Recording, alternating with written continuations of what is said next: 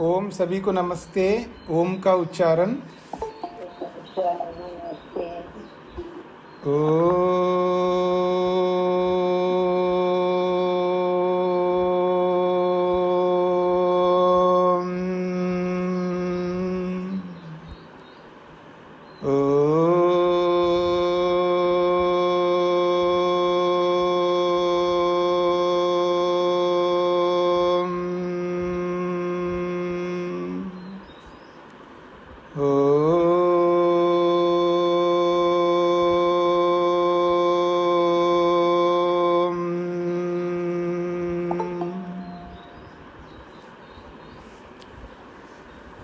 वेदांत दर्शन के तीसरे अध्याय के तीसरे पाद के 54 सूत्र पूरे किए।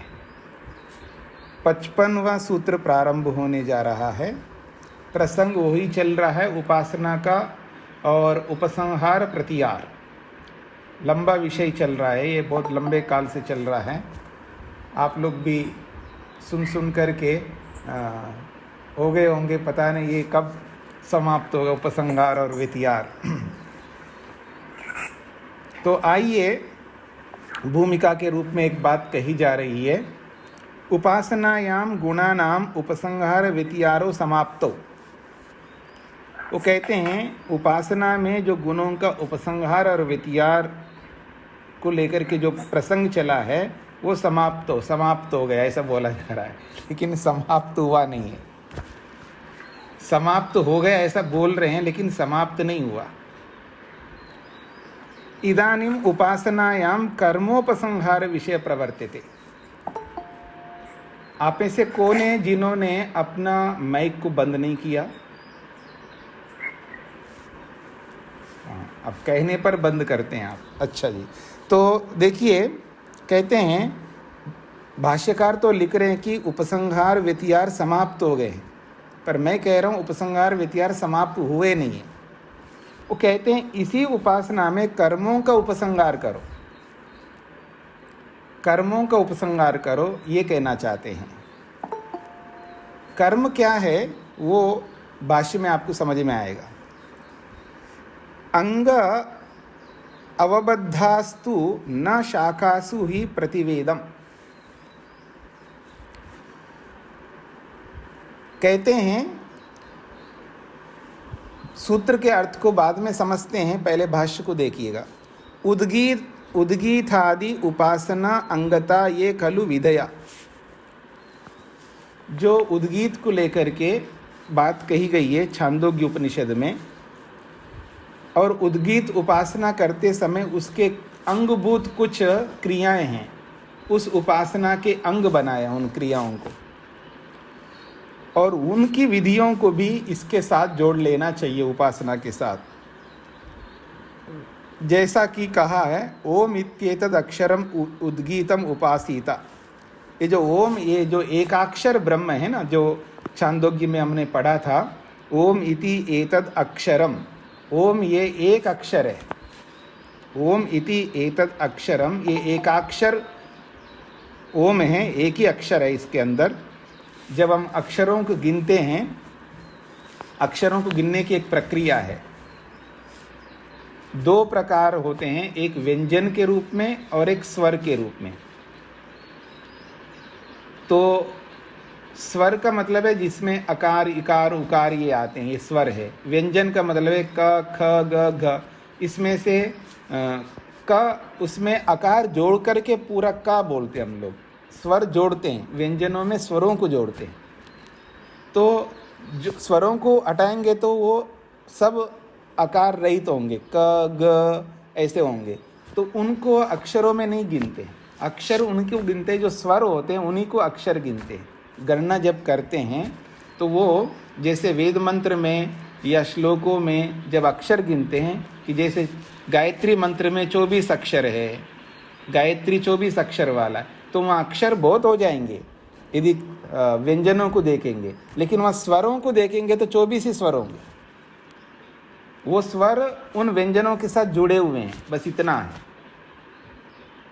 ठीक है, जैसे आप मेरा नाम देखेंगे ना, विश्वंग। अब विश्वंग में 2 ही अक्षर है,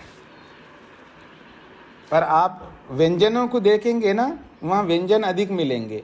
वी में वकार है, ठीक है ना। श्वा में शा जो है ना वो अकार आधा शकार, षटकोण वाला मूर्धन्य शकार जिसको कहते हैं, वो आधा आधा है, तो वकार है आधा शकार है। विश्व और वकार है, फिर वकार में अकार है, और फिर ग है अलंत। तो वकार 2 है, शकार 1 3 और ग ये 5 अक्षर है, ये व्यंजन है, ये सब अलंत है। और स्वर कितने हैं? वी में इकार और वा में अकार, तो 2 अक्षर का मेरा नाम है। तो जब नाम रखते हैं तो कितने अक्षर वाला होना चाहिए? पुरुष का नाम रखते तो सम अक्षर होता है, 2 4 6 8 ऐसे सम अक्षर वाला। तो इसलिए मेरा जो नाम रखा गया है वो 2 अक्षर का रखा है, तो ये 2 ही स्वर है इसके अंदर। अब स्त्रियों का जब नाम रखते हैं तो उसमें विषम अक्षर होना चाहिए, जैसे 1 अक्षर, उसके बाद 3 अक्षर, 5 अक्षर, ऐसा ये विषम अक्षर में आते हैं, सम और विषम। ये केवल पहचानने के लिए एक सिंबल है, चिन्ह है, और कोई दूसरा कारण नहीं है। ऐसा क्यों, अगर कोई सोचे कि सम अक्षर ही क्यों रखना है, विषम अक्षर ही क्यों रखना है। अब जो दिल्ली में रहते हैं ना आप लोग, कई लोग दिल्ली वाले हैं, और गाड़ियाँ चलाने के लिए भी नियम बना लिया वहाँ पर उन्होंने, सम और विषम रख कर के भाई ये गाड़ियाँ ही चलेंगी इस दिन और ये गाड़ियाँ नहीं चलेंगी। वहाँ भी सम विषम करके गाड़ियों को भेद कर दिया उन्होंने, क्योंकि ट्रैफिक बहुत बढ़ जाता है। तो कहने का अभिप्राय है ये केवल एक पहचान के लिए, एक व्यवहार के लिए है, और कोई कारण विशेष नहीं है। तो कहा जा रहा है ओम इत्येतद अक्षरम, ये एक अक्षर ब्रह्म है जिसको हम उद्गीत कहते हैं, उसकी उपासना में करनी चाहिए। इत्यत्र, इस उपासना में जो ओम ये उद्गीत एकाक्षर ब्रह्म है, इसके साथ कुछ अंगों को जोड़ते हैं, कुछ क्रियाओं को जोड़ते हैं। तो उसके लिए बोला है लोकेशु पंचविध साम उपासिता, लोकों को ध्यान में रख करके, पृथ्वीलोक, द्युलोक, अंतरिक्ष, इन ऐसे लोकों को ध्यान में रख करके पंचविध साम उपासिता, 5 प्रकार के साम, 5 प्रकार के उद्गीत की उपासना करना चाहिए। तो वहाँ आपने छांदोग्य पढ़ा है, तो वहाँ 5 प्रकार क्या है, वहाँ पर हिंकार, प्रस्ताव, उद्गीत, प्रतिहार, निधन, ये 5 साम बताए गए। जब साम का मतलब है सामगान जब करते हैं, सामवेद से सामगान करते हैं, तो सामगान में 5 क्रियाएं होती है। एक हिंकार करते हैं वहाँ पर, फिर प्रस्ताव करते हैं वहाँ पर, उद्गीत करते हैं वहाँ पर, प्रतिहार करते हैं और निधन करते हैं, समाप्त, प्रारंभ करके समाप्ति तक ये 5 प्रकार है, 5 क्रियाएं करते हैं वहाँ पर सामगान में। तो उनको भी उपासना में जोड़ लेना चाहिए, ये कहा जा रहा है। तो ये कर्म है एक प्रकार से। तो हिंकार करना, प्रस्ताव करना, उद्गीत करना, प्रतिहार करना, निधन करना, समाप्ति की ओर जाना, तो ये 5 प्रकार के साम बताए और अलग अलग विषयों को लेकर के वहाँ पर बताए छांदोग्य में। उसी को यहाँ पर कह रहे हैं लोकेशु पंचविध साम उपासिता, लोकों को ध्यान में रख करके 5 प्रकार के साम के माध्यम से उद्गीत की उपासना करनी चाहिए।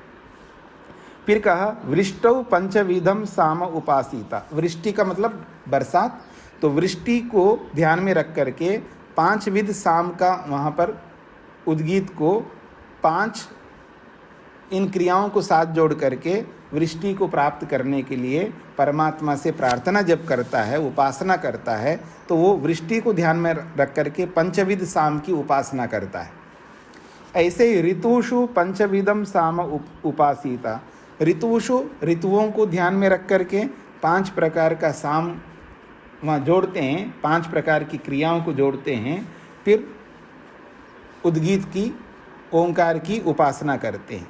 तो ये 3 उदाहरण दिया, लोकेशु पंचविध साम, वृष्टि को ध्यान में, लोकों को ध्यान में रख करके पंचविध साम, बरसात को ध्यान में रख करके पंचविध साम, और ऋतुओं को ध्यान में रख करके पंचविध साम। तो ये ओम का अंग है, यानी ओम तो पूरा है उद्गीत, उसके ये अंग बन रहे हैं।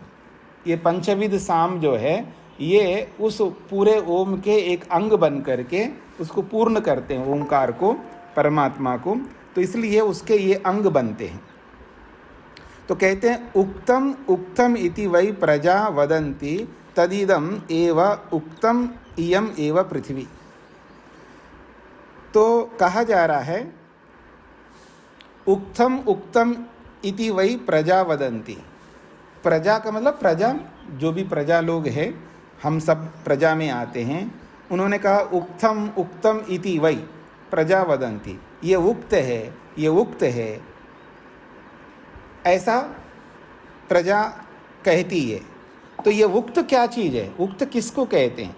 तो ऐतरेय ब्राह्मणकार कहते हैं तद इदम एव उक्तम, ये यही है उक्त, या इयम इयम इयम एव पृथ्वी, ये जो पृथ्वी है इस पृथ्वी को उक्त कहते हैं, ऐसा ऐतरेय ब्राह्मणकार ने बोला है।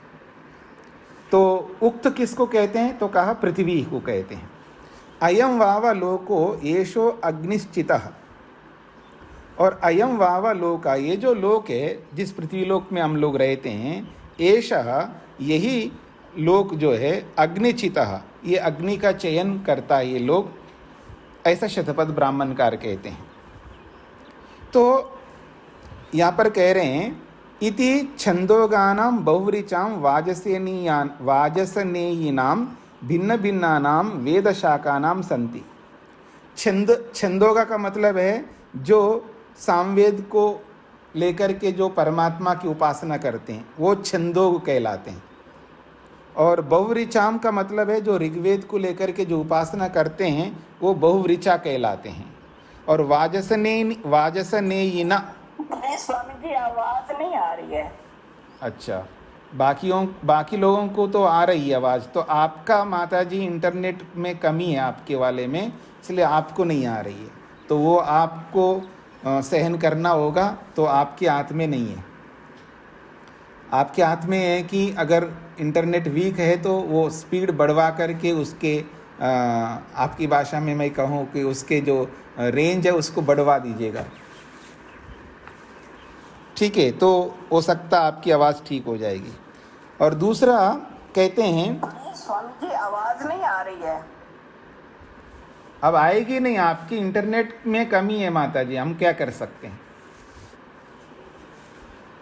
तो कहते हैं छंदोग कहते हैं सामवेद वालों को, बहुऋचा कहते हैं ऋग्वेद वालों को, वाजसनेयिना कहते हैं यजुर्वेद वालों को। तो छंदोग जो है ये सामवेदी है, बहुऋचा ये ऋग्वेदी है, और वाजसनेयिना ये यजुर्वेदी है। तो ये भिन्न भिन्न शाखा वाले वेद के ये शाखाएं भिन्न भिन्न, वेद के 1027 शाखाएं, कभी आपने सुना हो, ऋग्वेद आदि भाष्य भूमिका पढ़ें तो आपको पता लगेगा वेद के 1027 शाखाएं हैं। यानी वेद, 4 वेदों को समझाने के लिए ऋषियों ने 1027 पुस्तकें बनाई, वेद की व्याख्याएं, यानी वेद को उन्होंने व्याख्यान किया, वेद को समझाया। तो ऐसे अलग अलग शाखाएं, वो सारी शाखाएं अभी नहीं मिलती है, बहुत थोड़ी बहुत शाखाएं मिलती है। तो उन शाखाओं में कुछ छंदोग शाखा है जो सामवेद से संबंधित है, बहुव्रीचा शाखा है जो ऋग्वेद से संबंधित है, और वाजसनेयी शाखा है जो यजुर्वेद से संबंधित है। तो ये अलग अलग शाखा वाले अलग अलग शाखाओं के माध्यम से भगवान की पूजा करते हैं, अर्थात उपासना करते हैं। तो ते विधेयस्तु प्रतिवेदम शाखासु ही न तत्तद वेद शाखासु ही न भवन्ति। तो जो सामवेद शाखा वाले जिस शाखा के माध्यम से उपासना करते हैं, तो ये कहना चाहते हैं केवल सामवेद शाखा वाले ही वो उपासना करें, ऐसी कोई बात नहीं है। और बहुऋचा शाखा वाले ऋग्वेद के मंत्रों को लेकर के जो उपासना करते हैं, तो केवल वो ऋग्वेद की शाखा को मानने वाले ही वो उपासना करे, बाकी लोग ना करे, ऐसा नहीं है। ऐसे ही वाजसनेयी शाखा वाले जिन यजुर्वेद के मंत्रों को लेकर के उपासना करते हैं, तो वही शाखा वाले ही वो उपासना कर सकते हैं, ऐसी कोई बात नहीं है। कोई भी शाखा वाले किसी भी शाखा के मंत्रों को लेकर के उपासना कर सकते हैं, ये इसका अभिप्राय है।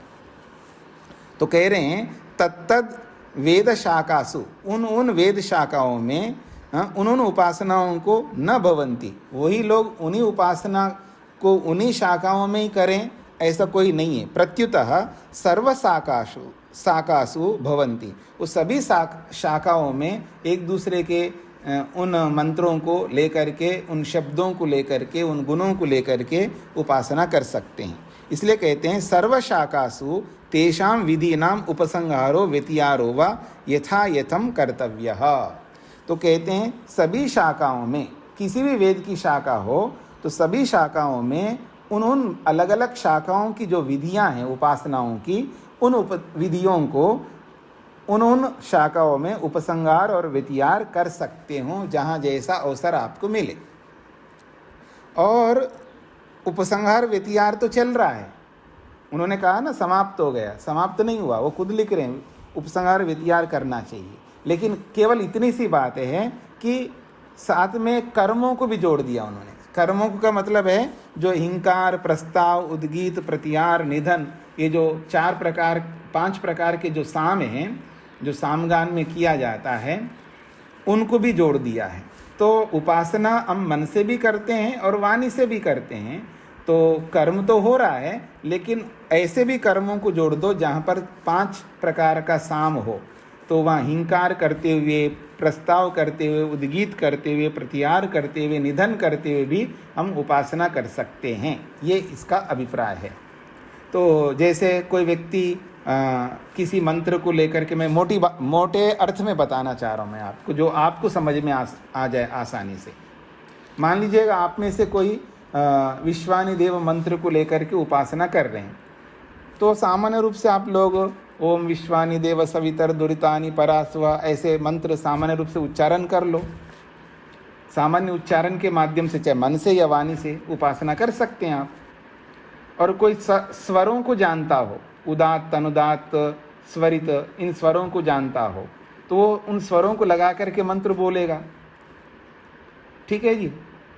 और कोई गान करना जानता हो, यानी मंत्रों का जो छंद होता है, उस मंत्रों के छंद के आधार पर वैसा गान करता है व्यक्ति, गान विद्या जानने वाला, वो गा करके भी उपासना कर सकता है, मंत्रों का गान करके। जैसे कोई भजन गा करके भगवान की भक्ति करता है ना, आप में से कई लोग भजन गा करके भी भगवान की भक्ति करते होंगे। तो जैसे हिंदी में भजन गा करके भक्ति करते हैं, तो ऐसे ही सीधा सीधा मंत्र पाठ करके भी भक्ति कर सकता है व्यक्ति, और सस्वर मंत्र पाठ करके भी भक्ति कर सकता है, और गा करके भी। गान अलग है, सस्वर अलग है, और सामान्य मंत्र का उच्चारण करना अलग है। तो हम सब लोग तो सामान्य रूप से जो भी आप यज्ञ करते हैं, संध्या का पाठ करते हैं, तो हम लोग वेद मंत्रों को सामान्य रूप से बिना स्वर के मंत्र पाठ करते हैं। और जो सस्वर को जानते हैं, स्वर को जानते हैं, उदात्त, अनुदात्त, स्वरित को जानते हैं, तो वो स्वरों को लगा करके मंत्रों का उच्चारण करते हैं, वो ज़्यादा कठिन होता है। और फिर जब गान करते हैं, साम गान के रूप में करते हैं, और वो उससे भी ज़्यादा कठिन होता है। तो गान विद्या जो जानते हैं, वो उस गान विद्या के माध्यम से परमात्मा की भक्ति करते हैं। जैसे आप लोगों ने कभी सुना हो, जो विशेष गान करने वाले होते हैं, चाहे वो शास्त्रीय संगीत वाले, जब शास्त्रीय संगीत के माध्यम से भगवान की भक्ति करते, वो कैसे तल्लीन हो जाते उसमें। हर कोई व्यक्ति नहीं होता है, जो बहुत मंझे हुए, जो बहुत प्रसिद्ध जो लोग होते हैं, तो वो लोग उसमें बस लीन हो जाते हैं, उसमें उन शब्दों में, उन शब्दों के अर्थों में वो लीन होकर के, तन्मय होकर के वो उन गानों या उस गान को या भजन को या उस गीत को वो गाते हैं। तो हम लोग भी ऐसा कर सकते हैं। तो यहाँ साम को साथ में जोड़ करके, और वो साम में भी ये 5 चीज़ें आती हैं।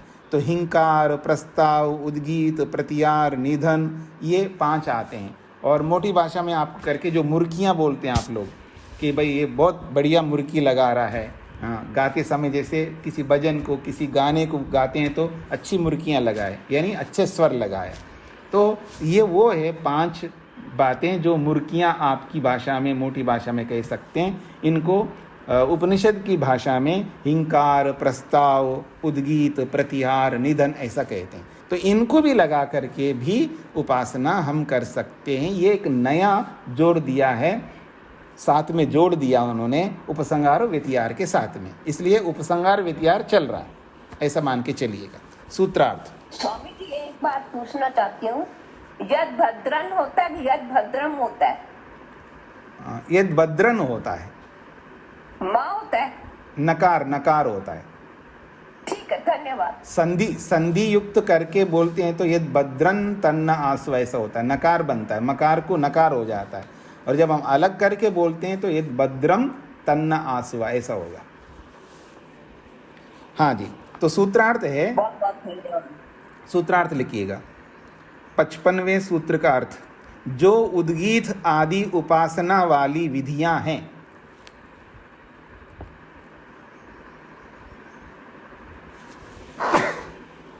जो उद्गीत आदि उपासना वाली विधियां हैं, जो उद्गीत आदि उपासना वाली विधियां हैं, उनको, जो उद्गीत आदि उपासना वाली विधियां हैं उनको अपनी अपनी शाखाओं में ही, उनको अपनी अपनी शाखाओं में ही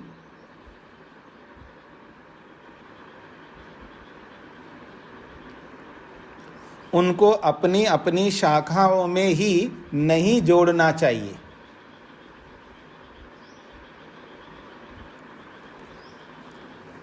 अपनी अपनी शाखाओं में ही नहीं जोड़ना चाहिए, बल्कि सब शाखाओं में जोड़ना चाहिए। या आप लिख सकते हैं सब शाखाओं में जोड़कर उपासना करनी चाहिए, ये लिख सकते हो आप। सब शाखाओं में जोड़कर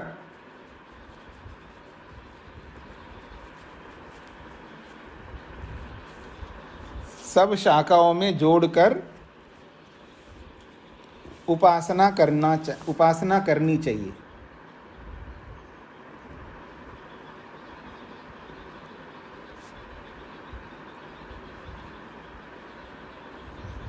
हाँ जी, जो उद्गीत आदि उपासना वाली विधियां हैं, जो उद्गीत आदि उपासना वाली विधियां हैं, उनको अपनी अपनी शाखाओं में ही नहीं जोड़ना चाहिए, बल्कि सब शाखाओं में जोड़कर उपासना करनी चाहिए।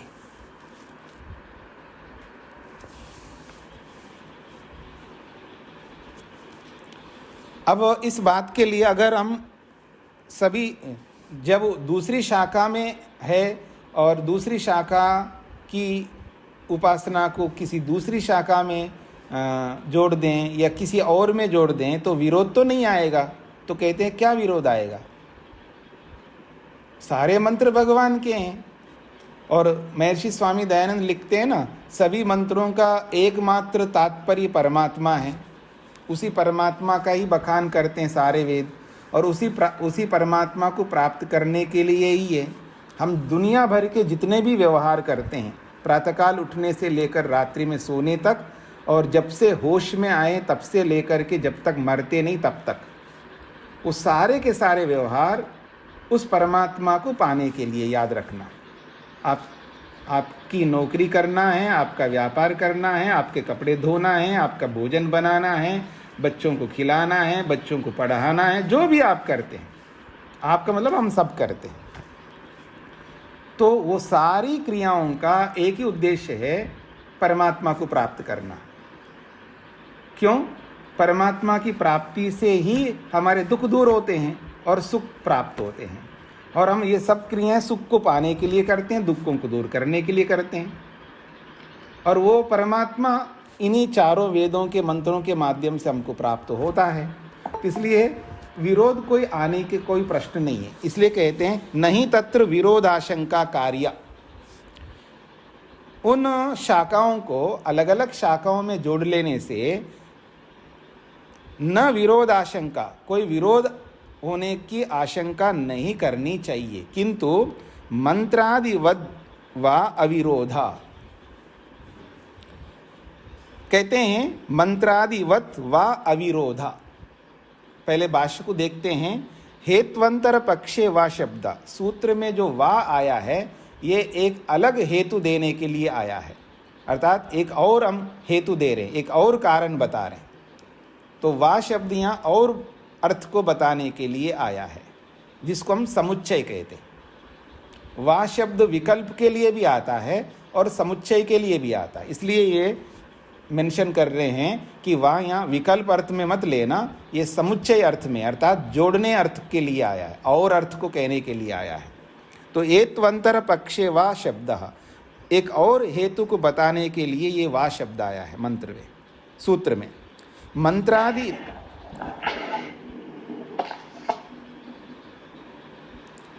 मंत्रादीनां मंत्र गुण द्रव्याणां, म्यूट करिए, हाँ जी, मंत्रादीनां मंत्र गुण द्रव्याणां शाकांतर दृष्टानां शाकांतरे विनियोग भवति। वो कहते हैं मंत्रादीनां, जो भी मंत्र हैं और मंत्र गुण द्रव्यानाम, उन मंत्रों में जिन गुणों को लेकर के बात कही गई है और जिन द्रव्यों को लेकर के बात कही है, तो उन सबको, गुणों को भी द्रव्यों को भी, तो मंत्रादि नाम, मंत्र आदि जो भी वहाँ पर शाखाओं में बताए गए हैं और उन मंत्रों में जो गुण आए हैं, जो द्रव्य आए हैं, उन सबको शाकांतर दृष्टानाम, अलग अलग शाखाओं में जो बताया गया है, उन सबको शाकांतरे विनियोगा, दूसरी शाखाओं में भी आप विनियोग कर सकते हैं, अर्थात जोड़ सकते हैं।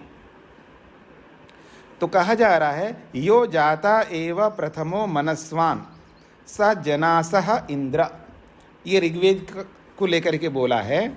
यो जाता एव प्रथम, जो सबसे पहले उत्पन्न हुआ है या जो सबसे पहले प्रकट होता है, वो कौन है? मनस्वान, वो मनस्वी है, मनन करने वाला है, विचार करने वाला है। स जनासा इंद्र, उसी को जनासा इंद्र कहते हैं। ऐसा ये ऋग्वेद का मंत्र है। अब इस ऋग्वेद के मंत्र में जो भी उपासना की है और इस मंत्र में जिन गुणों को लेकर के उपासना की है, इस मंत्र में जो द्रव्य आए हैं इंद्र के रूप में, मनस्वी के रूप में, इन सब को दूसरी शाखाओं में भी जोड़ सकते हैं, ये कहना चाहते हैं। इति ऋक् सूक्त मंत्र, ये ऋग्वेद का मंत्र है। कहते हैं सजनीयम शस्यम, सजनीयम शस्यम आध्वर्यवे कर्मणि विनियुज्यन्ते।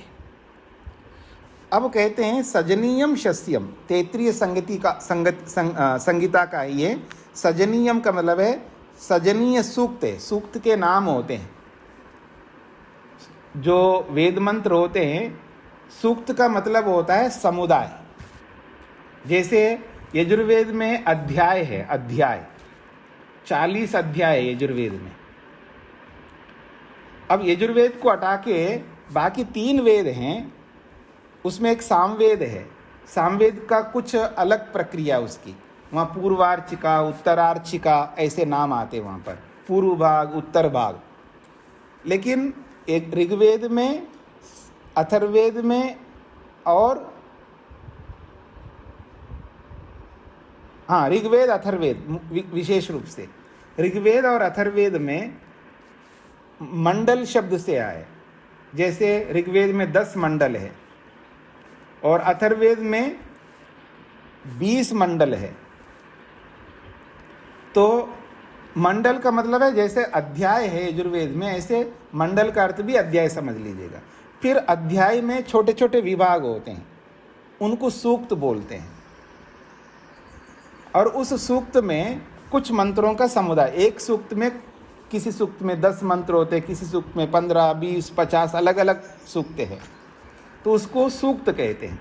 और उस सूक्त का नाम भी होता है अलग अलग, जैसे वागंबरिणी सूक्त है या यमी सूक्त है, ऐसे अलग अलग सूक्तों के नाम भी रखे हैं।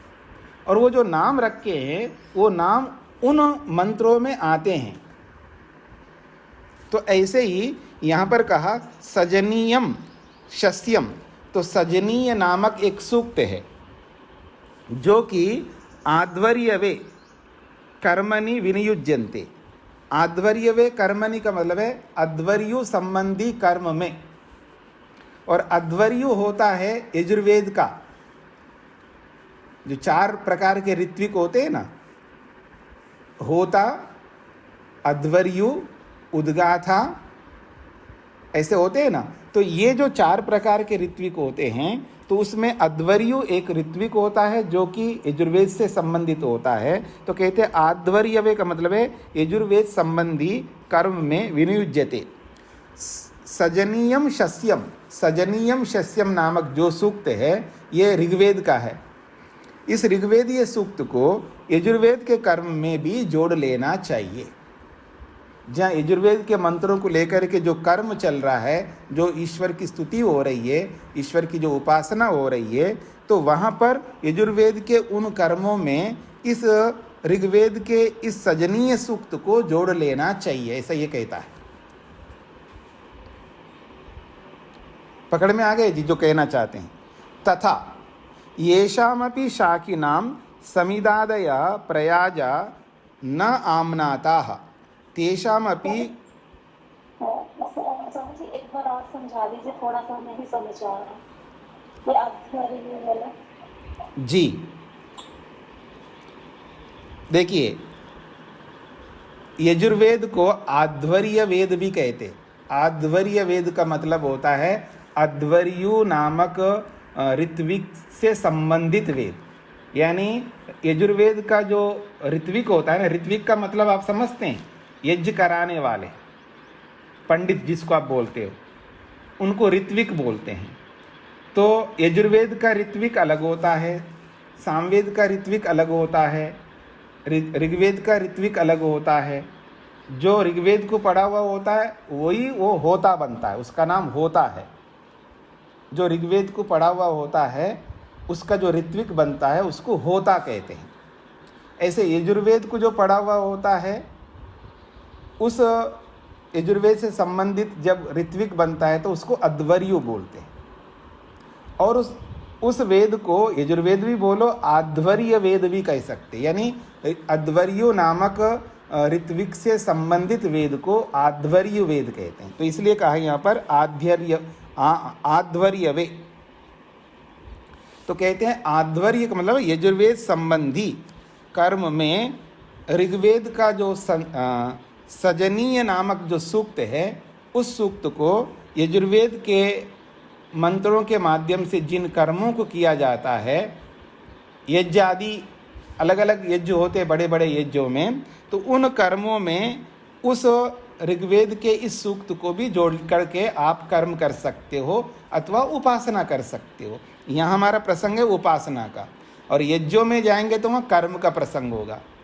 तो यहाँ कर्मों को ध्यान में रख कर के उपासना करने की बात कही है। तो यहाँ पर हम अर्थ लेंगे तो सीधा अर्थ लेना, सजनीयम शस्यम, सजनीय शस्य नामक जो सूक्त है जो कि ऋग्वेद का है, उस सूक्त के मंत्रों के माध्यम से जो भगवान की स्तुति होती है, उपासना होती है, उस सूक्त को भी यजुर्वेद के उस कर्म के साथ जोड़ दो ताकि दोनों से स्तुति, दोनों से उपासना कर सके। ये इसका अभिप्राय है।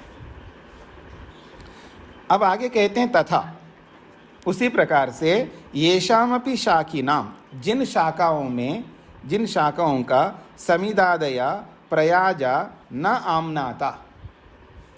तो कहते हैं जिन शाखाओं में जिन यज्ञों को करने के लिए जो समिधा का प्रयोग करते हैं, समिधा का मतलब लकड़ी, तो किस समिधा का प्रयोग करना चाहिए, अमुक यज्ञ में कौन सी समिधा होना चाहिए, एक अलग अलग समिधाएं हैं। तो एक ही प्रकार की समिधा हर याग में प्रयोग नहीं करते हैं। तो बड़े बड़े याग होते हैं, उसमें निर्धारण होता है कि इस याग में इस समिधा का प्रयोग करना है। तो कहते हैं जिन शाखाओं में समिदादया, कौन सी समिधा का प्रयोग करना चाहिए, कौन सी हवि का प्रयोग करना चाहिए, हवि का मतलब है सामग्री, तो कौन सी समिधा लेना है, कौन सी हवि लेना चाहिए, ये वहाँ पढ़ा नहीं है, शास्त्र में बताया नहीं। और प्रयाजा, जो प्रयाज होते हैं अलग अलग छोटे छोटे, वहाँ पर उसके कर्म होते हैं, छोटे छोटे यज्ञ, इष्टियाँ भी होती हैं। बड़ा याग होता है, बड़ा यज्ञ होता है, उस बड़े यज्ञ में, बड़े याग में छोटी छोटी इष्टियाँ होती है, यानी छोटे छोटे याग भी होते हैं जो उस बड़े याग को पूरा करने वाले होते हैं। तो कौन से प्रयाज वहाँ पर होने चाहिए, ये न आमनाता, वहाँ नहीं पड़ा है, नहीं बताया गया है। ऐसे तेषामपि गुण विधि आमनायते, तो जहाँ नहीं पढ़ा है, पाठ नहीं किया है, कौन सी संविदा लेनी है, कौन सी हवि लेनी है और कौन से प्रयाज लेने हैं, तो वहाँ पर भी जहाँ उनका पाठ किया है वहाँ से लेकर के यहाँ जोड़ लेना चाहिए, ये कहना चाहते हैं। तो तेषामपि, उनको भी गुण विधि आमनायते, उनको भी यहाँ पर लेकर के, उनके गुणों को लेकर के यहाँ पर आमनायते, पाठ किया जाना चाहिए। जैसे कहा ऋतवो वै प्रयाजा, प्रयाज किसको कहते हैं, तो कहा यहाँ ऋतुओं को प्रयाज कहा है। तो समानात्र होतव्या, तो ऋतुओं को लेकर के, ऋतु रूपी प्रयाजों को लेकर के वहाँ पर समान रूप से होतव्या, होम करना चाहिए, याग करना चाहिए, ऐसा मैत्रायणी संहिता ने बोला है। इति तथैव अत्र अपि एवमपि विज्ञेयम नहीं विरोधो भवति। जैसे यज्ञ यागादि जब करते हैं वहाँ पर जिन मंत्रों को लेकर के जिस शाखा में वहाँ कर्म करते हैं यागों में, और उन कर्मों को दूसरी शाखा में भी आप जोड़ सकते हैं जहाँ उन कर्मों को नहीं बताया गया है। तो जब यज्ञ यागादि करते समय एक दूसरे की शाखाओं की बातों को लेकर के एक दूसरे में जोड़ लिया जाता है, चाहे वो कर्म को जोड़े या द्रव्यों को जोड़े। द्रव्य का मतलब हवि, जो अलग अलग प्रकार की सामग्रियों का प्रयोग करते हैं और अलग अलग संविधाएं प्रयोग करते हैं और अलग अलग मंत्रों का प्रयोग करते हैं। तो जिन शाखाओं में वहाँ पूरा का पूरा वर्णन किया है, किसी शाखा में वर्णन नहीं किया है, तो जहाँ वर्णन नहीं किया है, तो जहाँ वर्णन किया वहाँ से ला करके यहाँ जोड़ लेना चाहिए, तभी वो कार्य पूरा संपन्नता से हो सकता है, निर्विघ्नता से। तो जैसे यज्ञ यागादि में एक दूसरे की बातों को, एक दूसरे के कर्मों को, एक दूसरे के द्रव्यों को, एक दूसरे के मंत्रों को जोड़ लिया जाता है, ठीक उसी प्रकार से उपासना में भी एक दूसरे के शाखाओं में जो उपासनाएं बताई गई है, जिन द्रव्यों को लेकर के बताई गई है, जिन कर्मों को लेकर के बताई गई है, वो भी आप उपासना में भी वैसा ही जोड़ सकते, ऐसा कहना चाहते हैं। ऐसा जोड़ेंगे तो न विरोधा, कोई विरोध नहीं आएगा, क्योंकि वो सारी की सारी विधियाँ और वो सारे मंत्र, वो सारे द्रव्य उसी परमात्मा को, एक परमात्मा को बोध कराने के लिए हैं, उसी परमात्मा को प्राप्त कराने के लिए। विरोध क्यों आएगा? फल जब एक ही मिल रहा है तो कोई विरोध नहीं आएगा, ये इसका अभिप्राय है। सूत्रार्थ लिखिएगा। यह भी एक हेतु है, यह भी एक हेतु अर्थात कारण है, यह भी एक हेतु अर्थात कारण है, यह भी एक हेतु अर्थात कारण है कि जिस प्रकार एक शाखा में, जिस प्रकार एक शाखा में जिस प्रकार एक शाखा में पढ़े गए मंत्र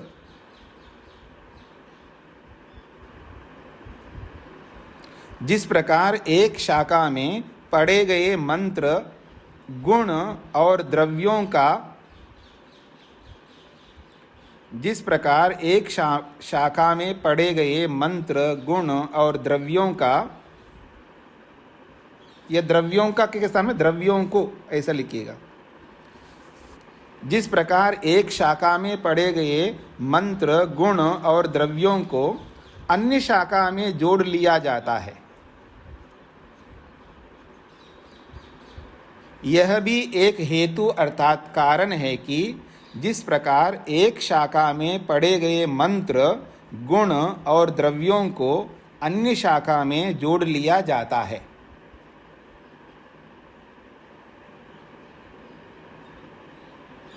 उसी प्रकार उपासना में भी,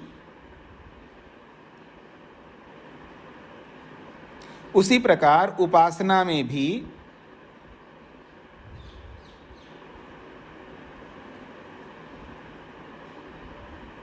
अन्य शाखा में पठित, उसी प्रकार उपासना में भी अन्य शाखा में पठित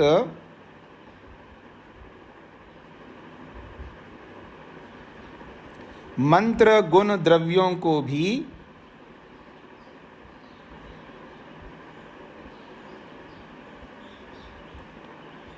उसी प्रकार उपासना में भी अन्य शाखा में पठित मंत्र गुण द्रव्यों को भी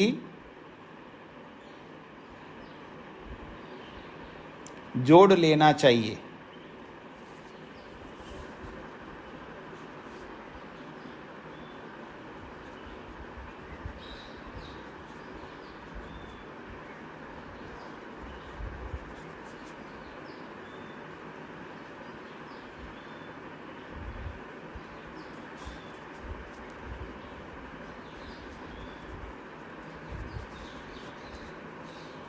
हाँ जी, यह भी एक हेतु अर्थात कारण है कि जिस प्रकार एक शाखा में पढ़े गए मंत्र गुण और द्रव्यों को अन्य शाखा में जोड़ लिया जाता है, उसी प्रकार उपासना में भी अन्य शाखा में पठित मंत्र गुण द्रव्यों को भी जोड़ लेना चाहिए। इसमें कोई विरोध नहीं आएगा, ये भी लिखना है, इसमें कोई विरोध नहीं आएगा, इसमें कोई विरोध नहीं आएगा।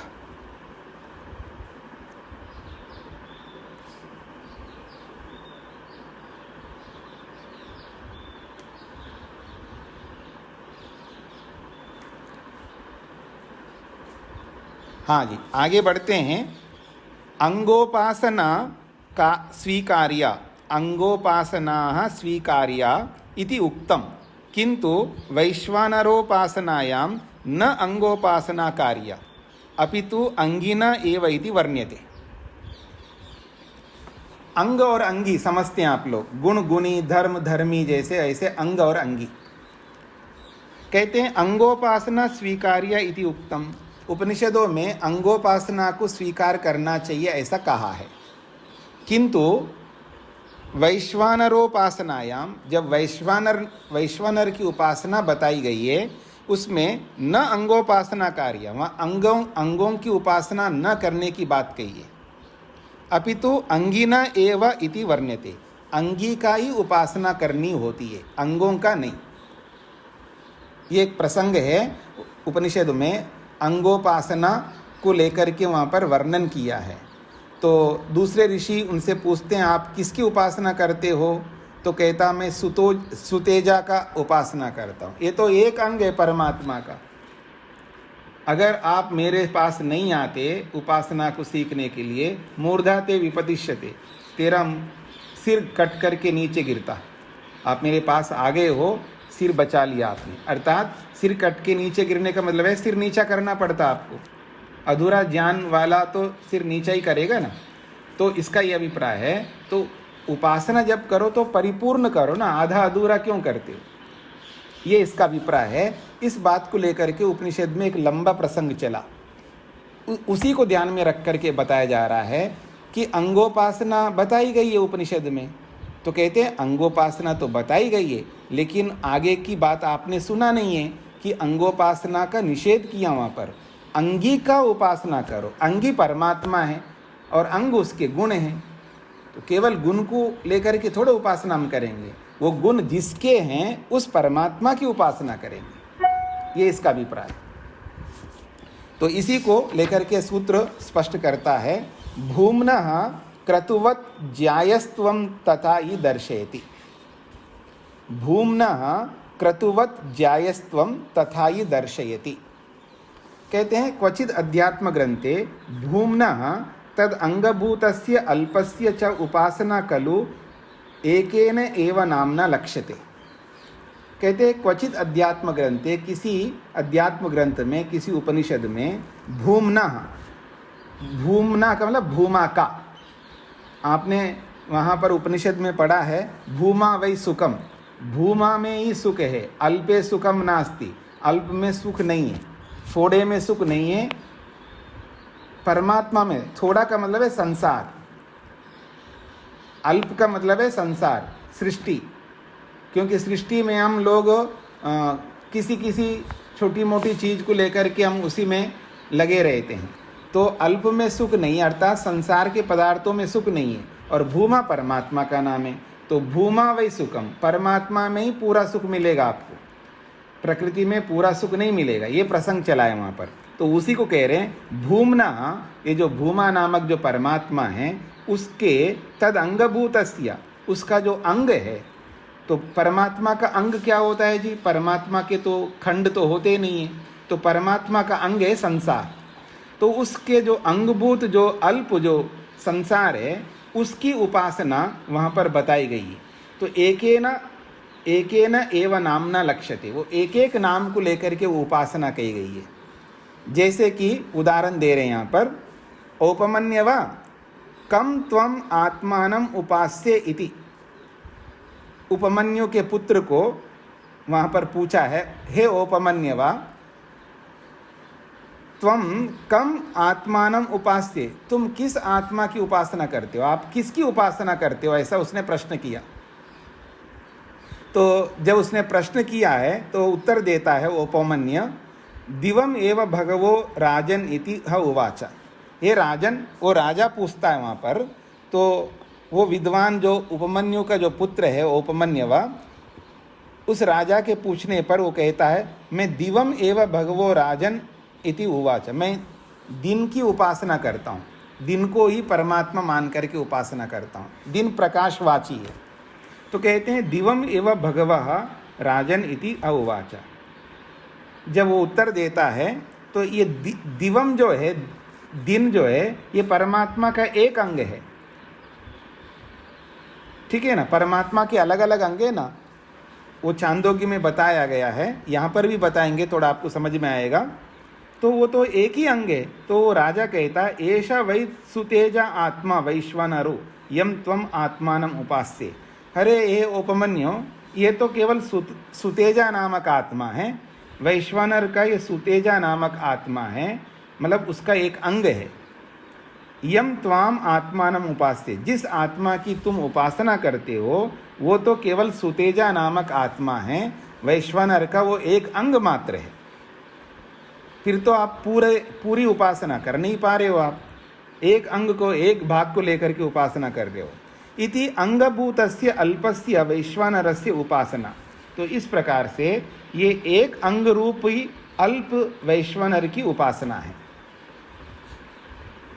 तो कहते हैं फिर पूरी उपासना क्या होती है वो समझाते हैं वहाँ पर, तस्य वा एतस्य आत्मनो वैश्वानरस्य मूर्धा एव सुतेजा। इस वैश्वानर रूपी आत्मा का जो मूर्धा है वो सुतेजा है। मूर्धा का मतलब है ये जो द्युलोक है वो उसका एक प्रकार से सुतेजा नामक मूर्धा है। उस मूर्धा कहते हैं सिर को। एक कल्पना की है परमात्मा की उपासना करने के लिए, पूरे संसार को शरीर के रूप में बताया है, जैसे पुरुष सूक्त में बताया है, ऐसे उपनिषदों में भी बताया। पूरी सृष्टि जो है ये परमात्मा का मानव शरीर जैसा है। इस शरीर जैसे पूरे सृष्टि को देखेंगे तो फिर शरीर है तो उसका सिर भी होना चाहिए। तो फिर सिर किसको बनाए? तो कहा मूर्धा एवं सुतेजा। ये जो सिर है वो सुतेजा नामक सिर है, अर्थात द्युलोक ही उसका सिर है। चक्षु विश्वरूपः, और जो ये चक्षु है सूर्य और चंद्र है ये उसकी आंखें हैं। प्राणा पृथक वर्तमा, उस आत्मा का जो प्राण है वो पृथक वर्तमा अर्थात वायु है। और संदेहो बहुलः, और ये जो पेट है ये बहुल है अर्थात आकाश है। वस्तिरेव रही, और जो मूत्राशय है ये रही है। और पृथ्वी एव पादो, और पृथ्वी उसके पांव है। ऐसे पूरी सृष्टि को एक शरीर के रूप में कल्पना करके उन सबको ध्यान में रख करके जब उपासना करे हो तो वो पूरी उपासना मानी जाएगी। अब केवल एक मूर्धा की उपासना कर रहे हो, एक अंग की उपासना कर रहे हो, ये इसका प्रसंग चला है वहां पर। तो इति अंगिनो महद्भूतस्य वैश्वानरस्य उपासना। तो ये महद स्वरूप जो पूरा वैश्वानर है, पूरा परमात्मा का स्वरूप है, ये उसकी उपासना है। अब परमात्मा को पूरा समझना है तो पूरी सृष्टि को समझेंगे तो परमात्मा पूरा समझ में आएगा। और सृष्टि के एक अंग को लेकर के आप उपासना करोगे तो पूरा परमात्मा कैसे समझ में आएगा? पूरे परमात्मा को समझने के लिए पूरी सृष्टि को समझेंगे तभी परमात्मा समझ में आएगा। ये इसका अभिप्राय है। तो आप इस पूरे अंगी स्वरूप जो महत् स्वरूप वैश्वानर है, यानी पूरी सृष्टि को ध्यान में रख करके आपको उपासना करनी चाहिए। तो ये अंगी को लेकर के बोला है। तत्र उभयत्र अंगिनो भूमनो वैश्वानरस्य ज्यायस्त्वं बलवत्वम उपासनायाम प्रमाणत्वम विज्ञेयम।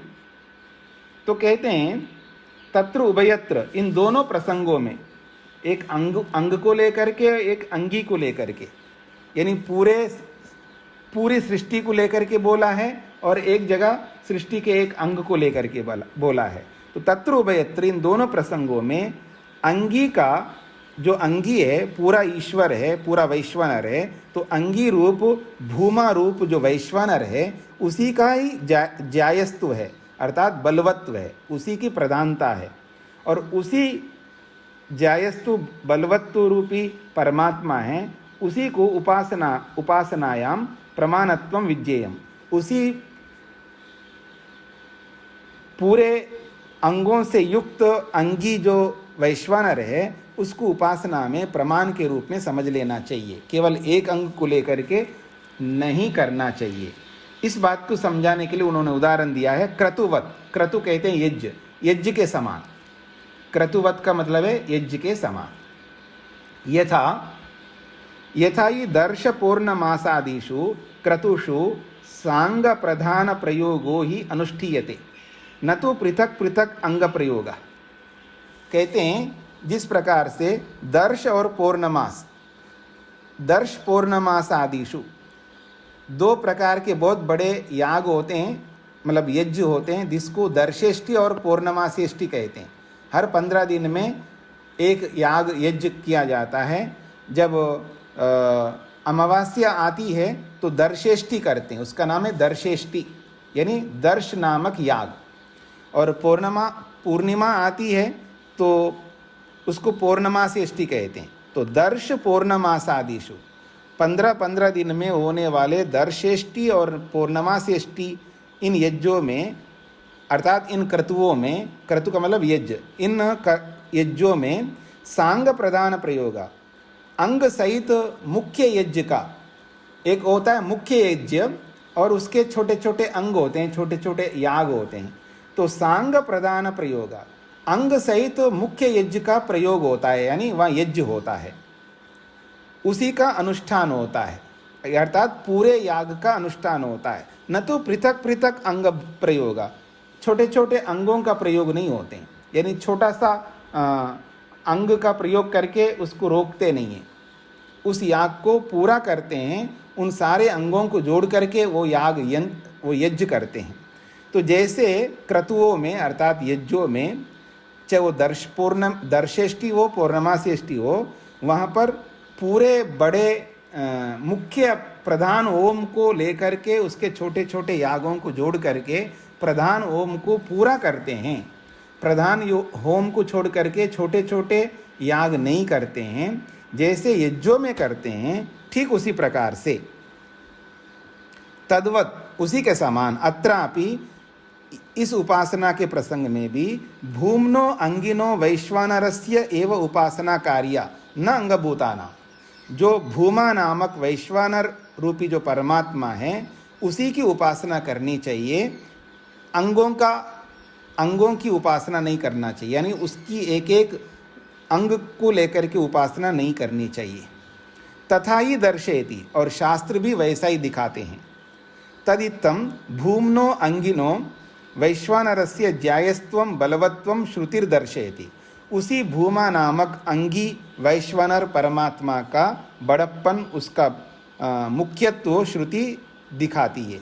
जैसा कि आत्मानम एव वैश्वानरम संप्रति अद्येषि तम एव नो ब्रूहि, छांदोग्य उपनिषद में कहा है हे ऋषि, आप वैश्वानर रूपी आत्मा को लेकर के आजकल आप अध्येशी उपासना कर रहे हो, उस वैश्वानर रूपी आत्मा की उपासना हमें भी बताओ। ऐसा जाकर के उस ऋषि के पास दूसरे ऋषि लोग जाके पूछते हैं। तो प्राचीन शालादया, वो कौन है? प्राचीन शालादि जो पंडित लोग हैं, बड़े प्राचीन शाला का मतलब है बड़ी बड़ी अट्टालिकाओं वाले, बहुत बड़े बड़े अट्टालिका समझते हैं, बहुत बड़े बड़े मकानों वाले। आजकल के बोलूँ तो बड़े बड़े जो बनाते हैं ना अपार्टमेंट्स, या बड़े बड़े जिसमें बहुत सारी मालाएं होती है, 20, 25, 50, 100 ऐसे। तो जो बड़े बड़े मकानों वाले जो विद्वान लोग थे उनको प्राचीन शालादि कहते हैं। तो ऐसे लोग अंगभूते वैश्वानर उपासने संतोषम अलभमानः ते अश्वपतिम गत्वा अपृच्छन्। और ये सारी बातें हो रही है, राजा अश्वपति के पास जाकर के वो पूछते हैं, क्योंकि राजा अश्वपति जो है वैश्वानर नाम से परमात्मा की उन्होंने बहुत विशेष उपासना की है। परमात्मा को वैश्वानर नाम, एक वैश्वानर परमात्मा का नाम है, तो वैश्वानर नामक परमात्मा की अथवा वैश्वानर नाम वाले परमात्मा की विशेष उपासना की थी। तो वो जो ऋषि लोग हैं, प्राचीन शाला नामक ऋषि लोग, वो जाकर के उनसे पूछते हैं, आजकल आप वैश्वानर नामक आत्मा की उपासना कर रहे हो, हमें भी वो उपासना बताइए। तो वहाँ पूरी उपासना है, ये दिखाया यहाँ पर। और वो लोग जो है एक एक अंग की उपासना करने वाले थे, मतलब परमात्मा के एक एक गुण को लेकर के उपासना करते थे और उसी में वो अपना इतिश्री मानते थे। हम बहुत कुछ जानते हैं परमात्मा को, लेकिन जब उनके पास दूसरे लोग जाकर के प्रश्न करते तो अवाक हो गए, उत्तर नहीं दे पाए। तब उन्होंने अश्वपति राजा के पास जाकर के उस ब्रह्म विद्या को सीखा। ये प्रसंग है उपनिषद में। तो फिर कहते हैं वैश्वानर उपासने, जब उन लोगों ने वैश्वानर नामक उपासना कर रहे थे, उस उपासना में संतोषम अलभमाना, उन्होंने संतोष को प्राप्त नहीं किया था, अर्थात उनको तृप्ति नहीं मिली थी, क्योंकि एक एक अंग को लेकर के उपासना की है। इसलिए वो अश्वपतिम गत्वा, अश्वपति राजा के पास जा कर के अपृच्छन्, उन्होंने पूछा उपदेश के लिए। और प्रति उवाच अश्वपति, और अश्वपति राजा उनके लिए बोला, क्या बोला? सुतेजा आत्मा वैश्वानरो यम त्वम आत्मानम उपास्ये मूर्धा तु एष आत्मना इति ह उवाच। राजा अश्वपति कहते हैं कि हे ब्राह्मणों, तुम लोगों ने वैश्वानर आत्मा का एक केवल सुतेजा मूर्धा की उपासना कर रहे थे। वो तो मूर्धा ही है आत्मा का, यानी एक ही भाग है वो, ऐसा उन्होंने बोला है। मूर्धा ते व्यपतिष्यद यन माम नागमिष्य, यदि आप लोग मेरे पास नहीं आते तो तुम्हारी मूर्धा जो है कट करके जमीन पर गिर जाती, अर्थात अपना सिर नीचा करना पड़ता। अच्छा हो गया आप लोग मेरे पास आए सीखने के लिए, अब आप पूरी उपासना को समझ लो। इति अंगोपासनायां दोषम प्रदर्श्य अंगिनो भूमनो वैश्वानरस्य उपासनम तन महत्वम च दर्शयति। तो इस छांदोग्य उपनिषद में अंगोपासना में दोष दिखाया है, केवल एकांग की उपासना नहीं करना चाहिए, और अंगी रूपी जो भूमा परमात्मा है उस पूरे परमात्मा के सारे अंगों को लेकर के उपासना करनी चाहिए। उसके महत्व को दिखाया है इस शास्त्र में। स सर्वेषु लोकेषु सर्वेषु भूतेषु सर्वेषु आत्मसु अन्नम अत्ति, जब वो परमात्मा के सारे अंगों को लेकर के उपासना करता है तो उसको क्या प्राप्त होता है? तो कहते स सर्वेषु लोकेषु, सभी लोकों में, सर्वेषु भूतेषु, सभी मनुष्यों में, सर्वेषु आत्मसु, सभी विशिष्ट आत्माओं में, अन्नमत्ति, अच्छी प्रकार से अन्न को प्राप्त होता है, अर्थात सकल प्रकार के ऐश्वर्यों को प्राप्त होता है, सारी प्रशंसाओं को प्राप्त होता है, सारे गुणों को प्राप्त होता है। तो सकलविद, सब प्रकार से वो अपने आप को उन्नत करता है, क्योंकि वो पूरी उपासना करता है। ये उसकी प्रशंसा की है। इति यत्किंचित यत्किंच अंगफलम तद अंगिनी अंतर्भूतम पुनस्ततो अपि अधिकम फलम संपद्यते। तो कहते हैं यत्किंच अंगफलम, एक एक अंग को लेकर के जो उपासना करता है तो वो एक एक अंग का ही फल मिलेगा उसको। और जब परमात्मा को ध्यान में रख करके जब उपासना करेगा तो सभी अंगों का फल उसी परमात्मा में विराजमान है। इसलिए परमात्मा के एक अंश को लेकर के उपासना नहीं करनी चाहिए, परमात्मा को सर्वांगीण रूप से उपासना करनी चाहिए ताकि सारा फल उसी में प्राप्त हो जाएगा। तस्मात् अंगिनो भूमनो वैश्वानरस्य उपासना श्रेष्ठा। इसलिए अंगी रूपी परमात्मा की उपासना करना श्रेष्ठ है, नहीं तो अंगों की उपासना आप लगे रहते अंगों में, वो उचित नहीं है। तो अंगों की उपासना क्या है जी? देखिए मेरी ओर, आप लोगों ने कभी देखा हो सुबह सुबह उठ करके लोग केवल सूर्य को देखते हैं, एक टक सूर्य की उपासना करते हैं, ये है अंगोपासना।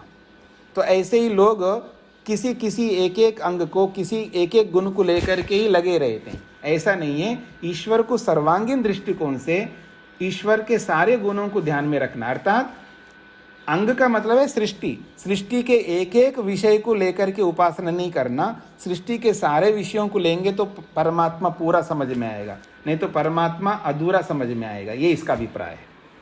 सूत्रार्थ लिख लीजिएगा। सभी अंगों से परिपूर्ण भूमा नामक, सभी अंगों से परिपूर्ण भूमा नामक,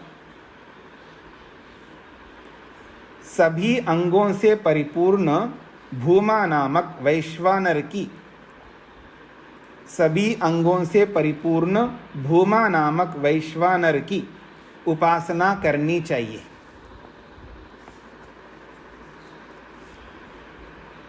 सभी अंगों से परिपूर्ण भूमा नामक वैश्वानर की उपासना करनी चाहिए।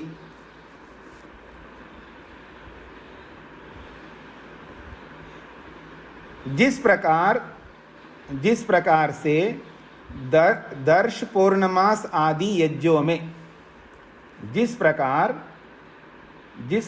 से दर्श पौर्णमास आदि यज्ञों में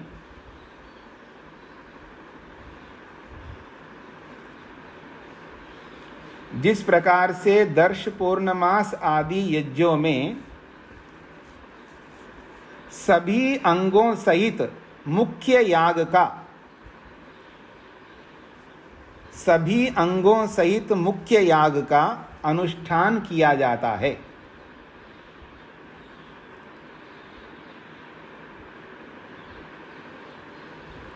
जिस प्रकार से दर्श पौर्णमास आदि यज्ञों में सभी अंगों सहित मुख्य याग का अनुष्ठान किया जाता है, उसी प्रकार उपासना में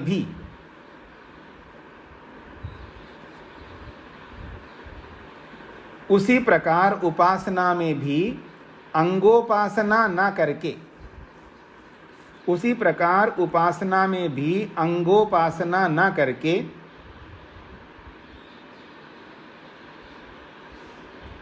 उसी प्रकार उपासना में भी अंगोपासना न करके अंगी की उपासना करनी चाहिए। अंगी की उपासना करनी चाहिए, ऐसा शास्त्र बतलाता है,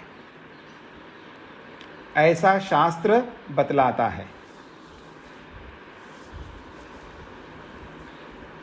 एक बार दोहराता हूं, सभी अंगों से परिपूर्ण भूमा नामक वैश्वानर की उपासना करनी चाहिए। जिस प्रकार से दर्श पौर्णमास आदि यज्ञों में सभी अंगों सहित मुख्य याग का अनुष्ठान किया जाता है, उसी प्रकार उपासना में भी अंगोपासना न करके अंगी की उपासना करनी चाहिए, ऐसा शास्त्र बतलाता है। ओम शांति शांति शांति ही।